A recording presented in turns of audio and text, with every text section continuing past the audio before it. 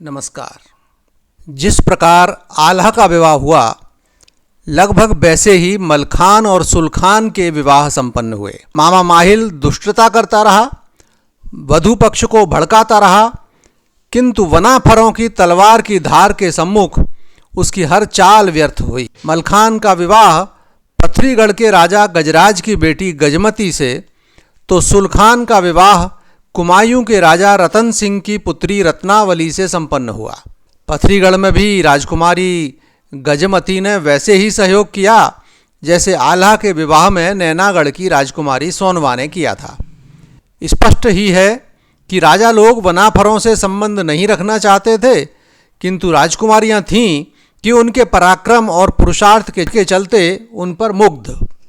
बार बार एक ही समान कथानक का वर्णन उबाऊ हो सकता है, अतः आज हम राजा परमाल की बेटी चंद्रावली के प्रसंग का वर्णन करते हैं। अब तक यह वर्णन भी नहीं हो पाया था कि राजा परमाल की पत्नी रानी मलना की एक बहन अगमा देवी का विवाह स्वयं महाराज पृथ्वीराज से हुआ था।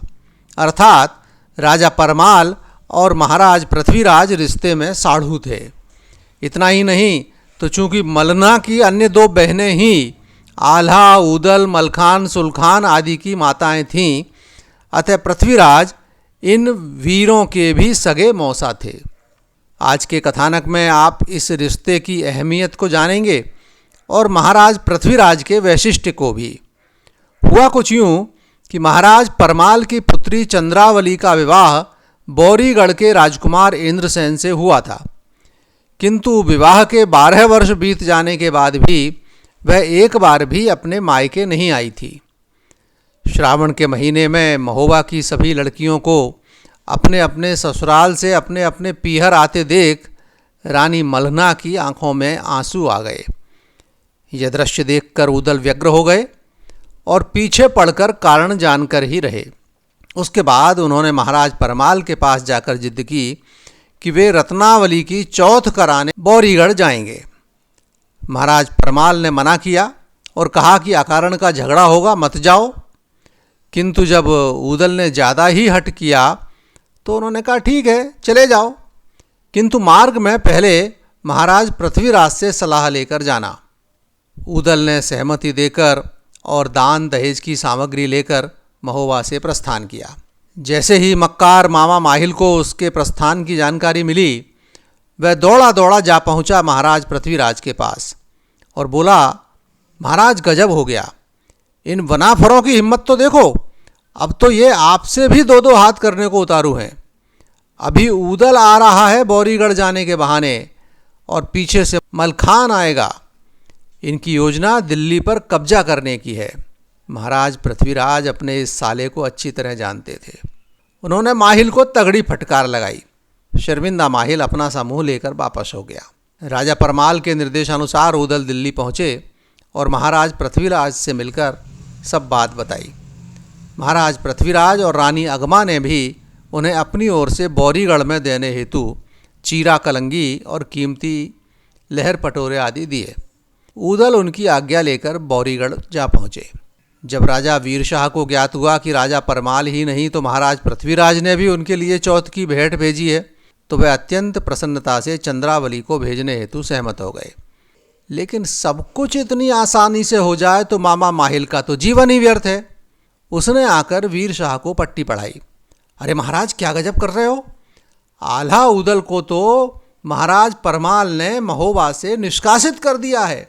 अब ये दुष्ट लोग चंद्रावली को विदा कराकर ले जाएंगे और अपनी दासी बनाकर रखेंगे।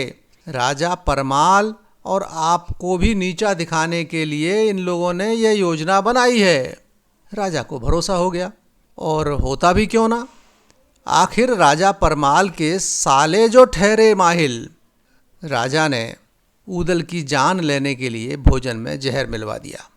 लेकिन बहन चंद्रावली, जो अपने मामा को भी जानती थी और अपने भाई ऊदल को भी, उसने समय पर इशारा कर दिया। समझदार ऊदल ने तुरंत अपने बहनोई इंद्रसेन से भोजन का थाल बदल लिया। इंद्रसेन ने टोका, ऐसा क्यों कर रहे हो? तो ऊदल ने जवाब दिया, हमारे यहाँ की तो यही रीत है, बहनोई के साथ थाल बदला जाता है। भेद खुल गया जानकर बौरीगढ़ के योद्धा निहत्थे उदल पर टूट पड़े। भीमसेन के अवतार कहे जाने वाले उदल ने जमकर संघर्ष किया। बहन चंद्रावली ने उन्हें निहत्था देखकर एक तलवार देनी चाही तो उसे भी अस्वीकार कर दिया। लेकिन कहाँ एक अकेले उदल और दूसरी तरफ बौरीगढ़ के असंख्य योद्धा वे पकड़कर एक कुएं में डाल दिए गए। चंद्रावली ने अपने पालतू तोते के माध्यम से अपनी माँ को यह संदेश पहुंचा दिया और उसके बाद आल्हा, मलखान, ब्रह्मानंद, ढेवा पंडित आदि के साथ महोबा की सेना बौरीगढ़ को रवाना हो गई। दिल्ली मार्ग में ही थी। महाराज पृथ्वीराज को भी सब जानकारी मिली तो उन्होंने भी अपने बेटे सूरज और सेनापति चामुंडराय के साथ अपनी सेना साथ कर दी। यह विराट सैन्य दल बौरीगढ़ पहुंच तो गया, लेकिन समस्या जटिल थी। उदल अभी भी वहां कैद थे।